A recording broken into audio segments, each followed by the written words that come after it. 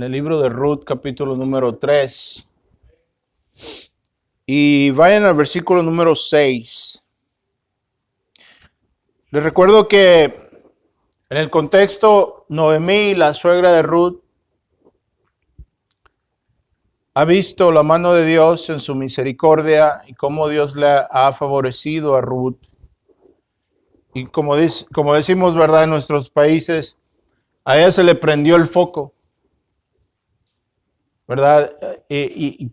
Quiero que entiendan que esto es una historia real, algo que realmente tomó lugar. Y aquí lo que vemos es cosas que suceden a menudo. Esto es algo muy común. A Noemí se le ocurre que Ruth puede encontrar abrigo, protección y seguridad en la persona de Booz, ¿verdad? Entonces ella le dice: hija mía, ¿acaso no encontraré seguridad para ti, protección? Y les expliqué la última vez que la palabra usada por Noemí es una palabra que para seguridad es una palabra que significa hallar descanso. Es algo que significa hallar protección. Estar en un lugar donde estamos seguros. Esto es ilustrativo porque podemos entender que esta es la realidad del cristiano. ¿Sí me explico? Esta es la realidad de todo aquel que está en Cristo. Todo aquel que está bajo el abrigo y la sombra del Altísimo. En Él hemos encontrado nuestro lugar, escuchen bien, de reposo. Ahora vemos que Noemí le dice esto es algo bien, escúchame, esto es algo bien común. Estos fueron personas reales, verdaderas, personajes. Esta es una historia que tomó lugar. Este es el Dios de la Biblia, el Dios del cual leemos en la Biblia que obra en la vida de su pueblo, en el lugar común y corriente, en las circunstancias que nos suceden. Él obra en todas las cosas. Él no está desinteresado en nuestros asuntos. Al contrario, Él está interesado de todo lo que nos sucede. Y vemos que entre medio de todas estas circunstancias comunes y corrientes y cosas que suceden en una vía oscura, en un pueblecillo oscuro, en un lugar que nadie sabía, un lugar recóndito que nadie conocía, que sabía ni se imaginaba, aquí la historia y el futuro del mundo entero está llevándose a cabo en las vidas comunes y corrientes de estas dos mujeres, porque en Ruth, por medio de Ruth, llega el linaje del Mesías, del Salvador del mundo. Ruth es la abuela del rey David. ¿Sí me explico? Cómo la providencia de Dios trabaja por medio de la voluntad de las personas, en las cosas comunes y corrientes. ¿Qué es lo que estoy tratando de enfatizar? El hecho de que a veces vemos la vida y entendemos las cosas de cierta manera y no nos imaginamos que Dios está involucrado en todo aspecto de nuestras vidas. Como dice Pedro, a Él le importamos. La palabra que usa Pedro es una palabra que significa estar preocupado, y no quiere decir que Dios está preocupado como quien dice, como nosotros nos preocupamos, ¿verdad? Es que estamos preocupados por algo. No, quiere decir que a Dios está enfocado en nuestras vidas. Entonces Noemí le dice: hija mía, úngete. En pocas palabras, báñate, arréglate, perfúmate, ve a buscar a este hombre. Ve a proponerle matrimonio. ¿Verdad? Es interesante cómo es ella la que tiene que ir a pedir. Y esto es bajo circunstancias extraordinarias, obviamente, pero la ilustración nos sirve para entender como le estaba diciendo yo ayer a mi madre, estas iglesias modernas que le enseñan a la gente que lo que ellos, que la manera de salvarse es, le dicen, ¿quiere usted aceptar a Cristo? Le dicen. ¿Quién quiere aceptar a Cristo? Como que es Cristo el que tiene que ser aceptado y no nosotros. Le dicen, vaya, pase adelante, acepte a Cristo, bienvenido al reino, le dicen a las personas. Eso no tiene nada que ver con la Biblia. Esa no es la manera de salvación. No aprendimos ese lenguaje de la Biblia. Eso se nos enseñó del evangelismo moderno. No, es Él el que nos acepta a nosotros. El mandato de Dios es a creer y arrepentirnos. Ese es el mensaje. Entonces vemos en el versículo 6, se nos dice Ruth 3:6. Entonces Ruth descendió a la era, ¿verdad? La era es el campo donde se separaba el trigo de la paja. En inglés le llaman the threshing floor.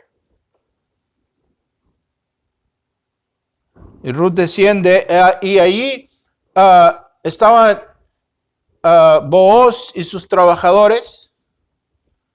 Estaban separando el trigo de la paja.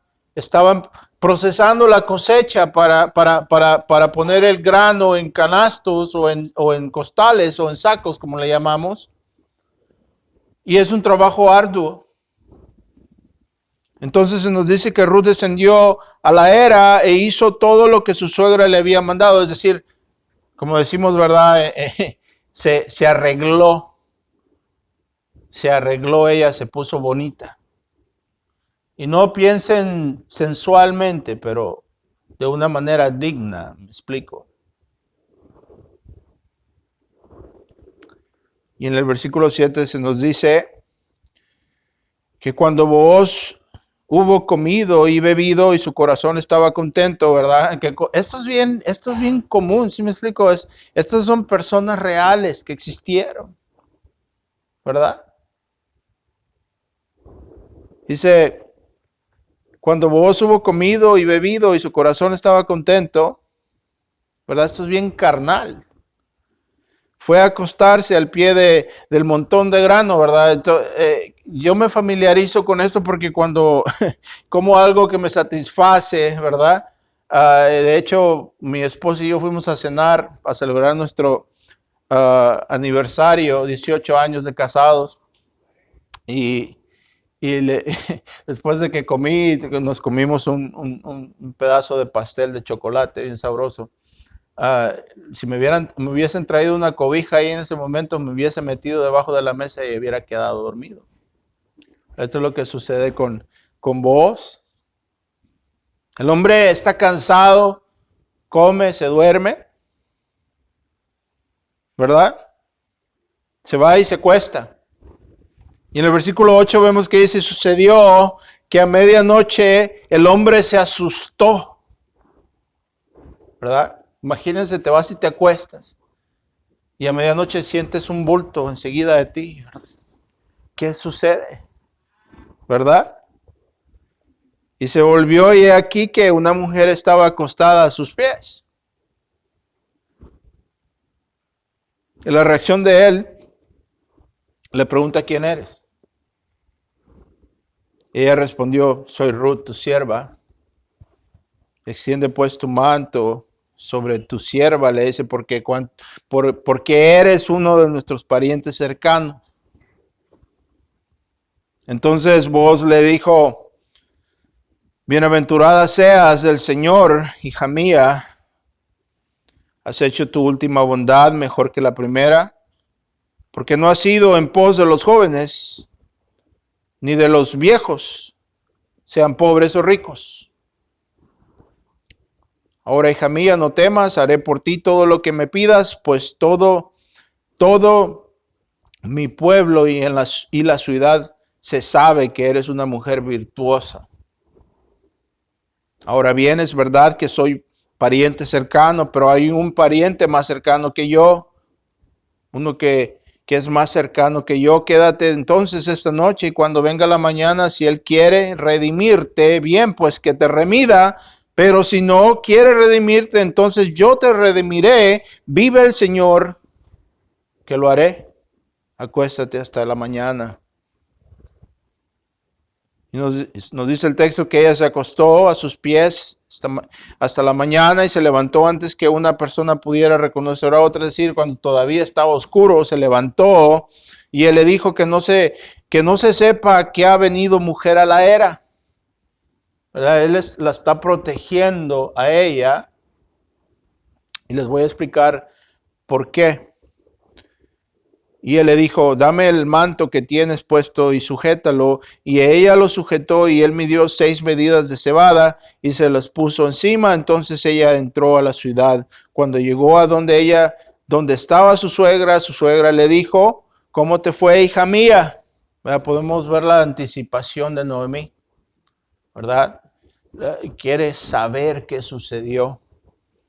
Y le contó todo lo que el hombre había hecho por ella y dijo, me dio estas 6 medidas de cebada, pues dijo, no vayas a tu suegra con las manos vacías. Entonces Noemí le dijo, espera, hija mía, en el hombre, hasta que sepas de él y cómo se resolverá el asunto, porque el hombre no descansará hasta que lo haya arreglado. Vamos a orar. Señor, ayúdanos esta mañana a entender tu palabra y que tu palabra pues nos beneficie y nos fortalezca y nos edifique. Ayúdanos, Señor, en el nombre de tu Hijo amado Jesucristo. Amén. Lo primero que quiero recalcarles esta mañana del texto es que Booz tenía amor por Ruth. Y pues alguien dirá, ¿de dónde sacas esto, verdad? Bueno, si ustedes ponen atención al versículo 10, la respuesta que él le da a ella es una respuesta muy tierna y nos permite ver que ahí había afección, que Booz le amaba a Ruth a pesar de que él no había expresado ese amor vocalmente. En sus acciones él había demostrado amor por ella. Y el hecho de que ella le propone a él matrimonio, esto a él lo llena de placer porque esa era la esperanza de su corazón. Y eso se nota, eso se ve en el hecho que él le dice, la bendice, le dice, bendita seas del Señor, hija mía, has hecho tu última bondad mejor que la primera al no ir en pos de los jóvenes, ya sean pobres o ricos. Lo cual nos lleva a concluir también que Ruth era una mujer joven, posiblemente muy atractiva, muy guapa, que a su disposición ella pudiese haber tenido otros candidatos, que no le hubiese sido tan difícil a ella encontrar marido, porque era una mujer virtuosa, una mujer de valor. Y es bien importante, simplemente pasando por aquí, como en la Biblia se enfatiza y se le da valor al carácter de la mujer en lugar de lo que la mujer puede tener acumulado en cuestión de inteligencia. O por decirlo así, para ponerlo más claro, lo que la Biblia enfatiza es el carácter de la persona en lugar de los títulos de la persona, ¿sí me explico? Pero ahora en día vemos que en la sociedad e incluso los evangélicos han sido afectados por esta forma de pensar, porque ponemos un premium, ponemos el énfasis, ponemos el interés en que nuestras hijas tengan títulos universitarios y no en el carácter de nuestras hijas y en la virtud de nuestras hijas. La meta de la educación que le ponemos a nuestras hijas no es que sean amadoras del Señor y amas de su casa, sino que sean licenciadas en letras, que tengan títulos bajo su nombre. No es el carácter y la virtud que se enfatizan en la educación de nuestros hijos, sino que tengan títulos universitarios. ¿Verdad? Hemos perdido la brújula bíblica. Entonces vemos que Booz le amaba a ella. Booz le amó, lo cual nos recuerda de las palabras del apóstol Juan en su primera epístola, que nos dice que Dios nos ha amado primero. Primera de Juan 4:19 nos dice que le amamos a Él porque Él nos amó primero a nosotros. Él puso su vista, Él puso su ojo en nosotros. Él nos amó primero y por eso Él hizo todo lo posible para traernos a Él. Y de esta manera estamos seguros en Él. Ahora vemos que el hombre se asusta al ver que alguien estaba cerca de él, ¿no? Ahora tenemos que entender que lo que sucede aquí en el contexto del pasaje es que en la ausencia de un varón, ¿verdad? En la ausencia de un varón que hablase, que representase a Noemí y a Ruth, ¿verdad? Porque es parte del problema, no es parte del contexto del texto. Es que Noemí se había quedado sin hijos, ¿verdad? Ruth era la viuda. Noemí era viuda, igual, no había hombres en la familia que pudieran continuar el linaje de la casa de Elimelech. Ellos estaban al punto de la ruina. Las tierras de Noemí no podían ser redimidas más que por el varón redentor. Entonces no había un varón que las representase. Claro que esto para ahora en día en la cultura en que vivimos, donde la mujer menosprecia al hombre e incluso trata de usurpar el lugar del hombre, ¿verdad? Donde la mujer ahora incluso quiere ser ella el hombre. Y eso lo vemos hasta en las iglesias. Esto es algo antisonante, pero es la realidad. En la ausencia de un varón que la representara, Noemí y Ruth tienen que recurrir a este medio inusual para proponer matrimonio a Booz. Y de esa manera Ruth y Noemí se redimidas y quedar bajo el amparo de Booz. Como no había varón que se le acercase a Booz para hablar en pos de ellas, entonces a Noemí se le ocurre, ve y busca al hombre, ¿verdad? Y no es una propuesta indecente, por favor entiendan esto, no es algo indecente lo que sucede aquí. Ruth no va a buscar una noche de pasión con Booz. Ella va a buscar un esposo, va a buscar abrigo, va a buscar amparo, va a buscar un hombre que la proteja. ¿Sí me explico?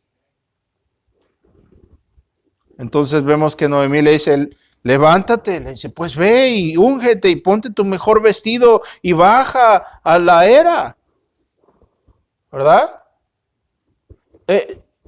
A veces nos falta sentido común, ¿verdad? Bien importante. Simplemente le dice, arréglate.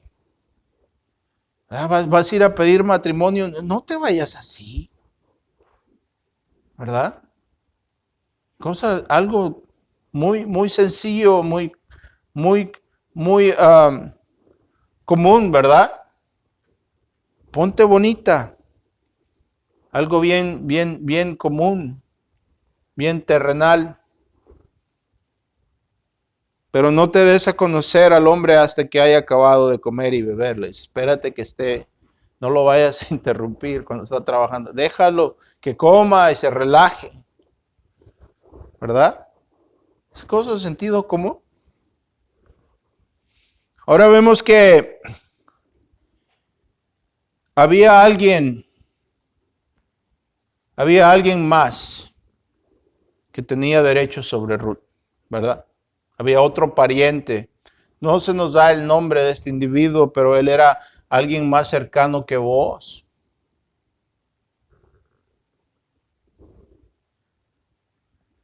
Vos le dice en el versículo número 11, no temas, haré por ti todo lo que me pidas, pues todo mi pueblo en la ciudad sabe que eres una mujer virtuosa.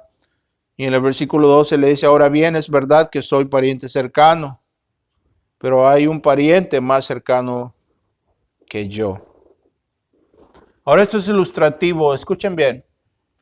Esto es ilustrativo, o sea, había alguien más. Lo que podría estar sucediendo es que Booz es probable que fuese sido un primo de uno de los hijos de Noemí, pero más lejano. Y había otro más cercano, es decir, había otro que era más cercano a la familia. Booz probablemente era hijo de un primo y este otro pariente era hijo de un hermano, si me explico. Entonces él tenía el derecho. Y eso es ilustrativo de la condición del ser humano. ¿Por qué? Porque nosotros venimos a este mundo y tenemos un pariente cercano, más cercano, que es Adán.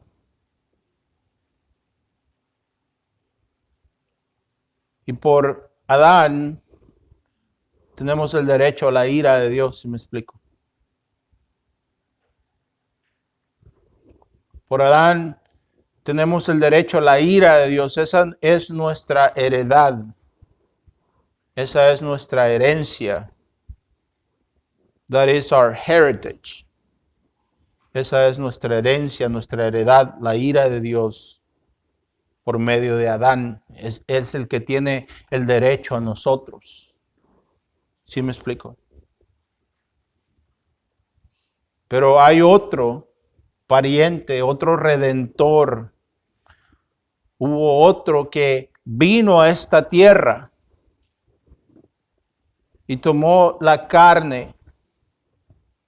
Mas sin embargo, él no era de la simiente de Adán. Es decir, no venía de la semilla de Adán.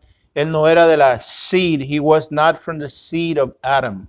No venía de la simiente de Adán. Él venía de Dios. Fue engendrado por el Espíritu Santo, por el poder del Espíritu Santo en el vientre de la Virgen. De esta manera, él era de la simiente de la mujer, proveniente de Dios. Él es el Dios hombre. Nos dice Pablo acerca de este pariente cercano, quien es nuestro Redentor. Nos dice en su primera carta a los Corintios, en el capítulo 15, versículos 20 al 22, dice Pablo, más ahora, dice, primera de Corintios 15, 20, 22, dice Pablo, más ahora Cristo ha resucitado de entre los muertos, él siendo el primero de los que han dormido, resucitado de entre los muertos, porque ya la muerte entró por un hombre, es decir, Adán, también por un hombre vino la resurrección de los muertos. Porque así como en Adán todos mueren, también en Cristo todos serán revividos. ¿Verdad? Pero hay algo muy importante. Si ustedes ven en el texto, vemos que Booz primero, para poder redimir a Ruth, él tiene que satisfacer, él tiene que cumplir las demandas de la ley. Antes de que él pueda casarse con ella, antes de que él pueda decir, tú eres mía, ven para acá, él primero tiene que tratar con aquel. Tiene que resolver el asunto legal para poder de esa manera legal y justamente redimir a Ruth. ¿Sí me explico? El apóstol Pablo nos habla de esta redención legal que Cristo ha hecho por nosotros.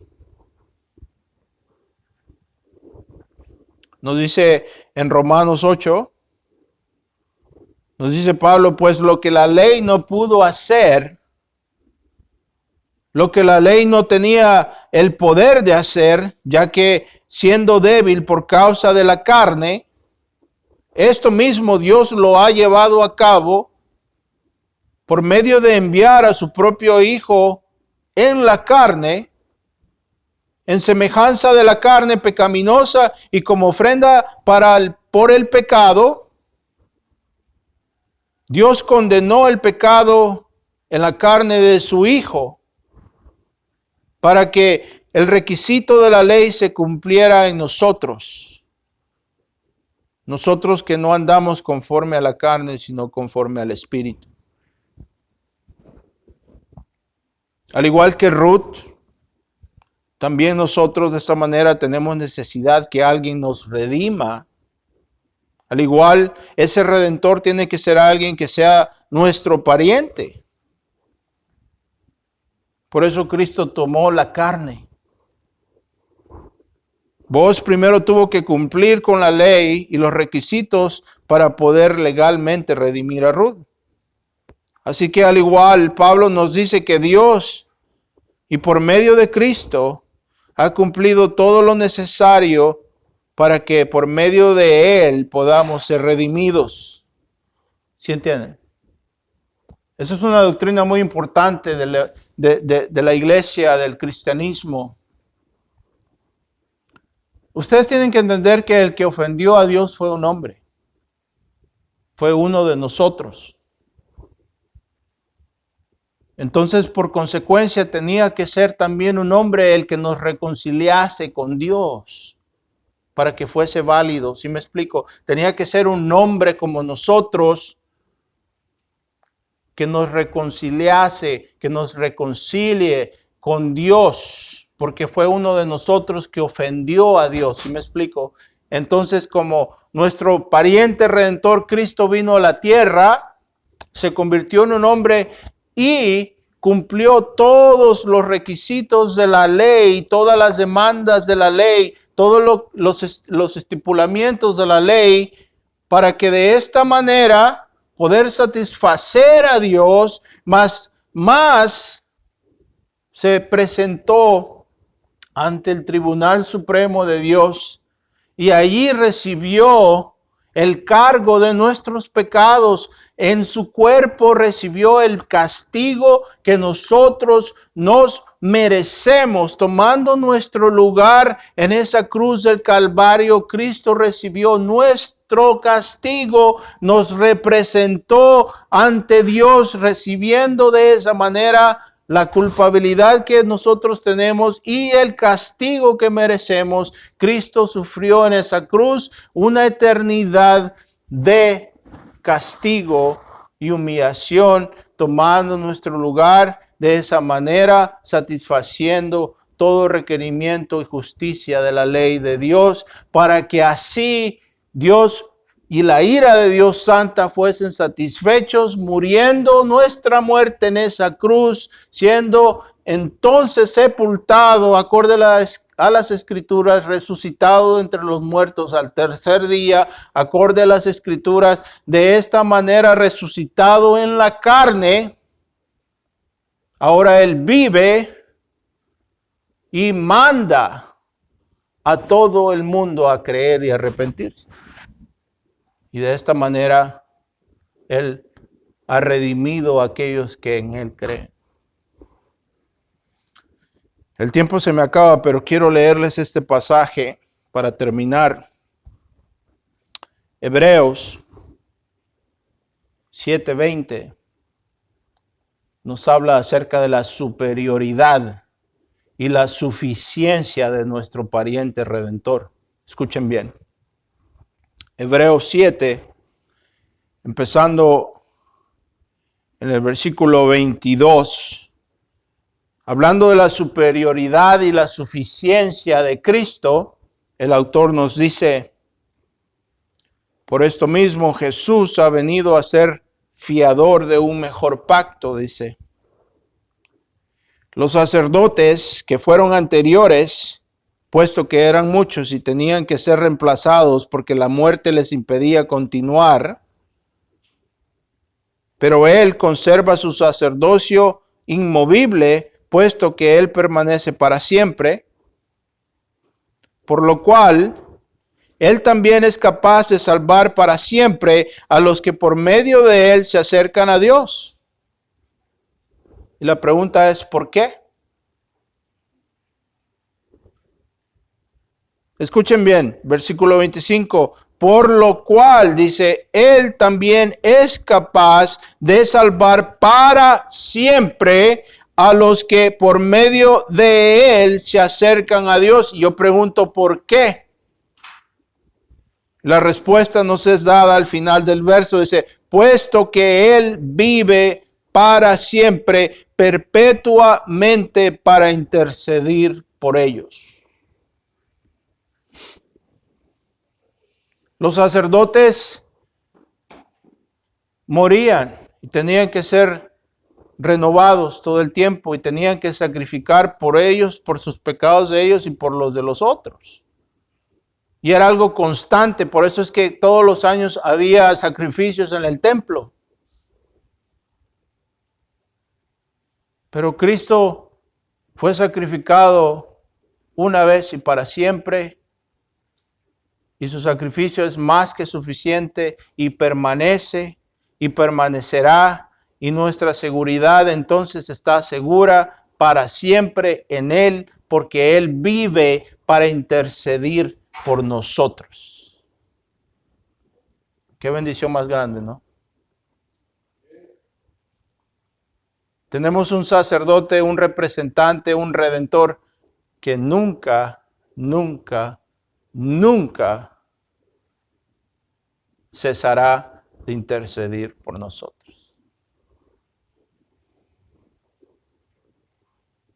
Noten cómo Noemí le dice, el hombre no descansará hasta que haya resuelto el asunto. Y si eso se puede decir de un hombre, ¿cuánto más se podrá decir de nuestro Dios? De aquel que murió y resucitó por nosotros. De nuestro campeón, aquel que nadie puede vencer. Yo no sé ustedes, pero para mí eso es mucho. Esas son buenas noticias. ¿Verdad? Dice, porque Él también es capaz de salvar por un rato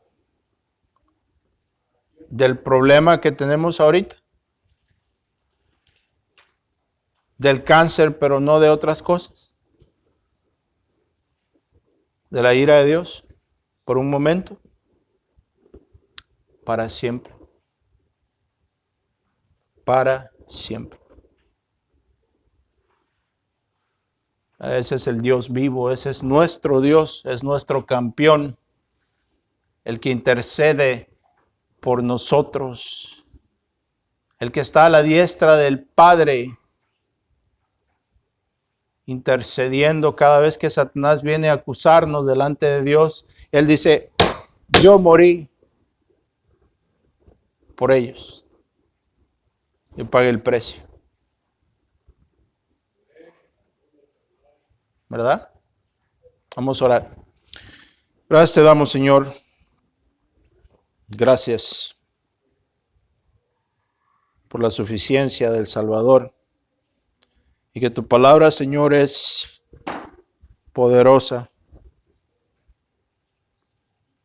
Gracias. En el nombre de Cristo Jesús. Amén.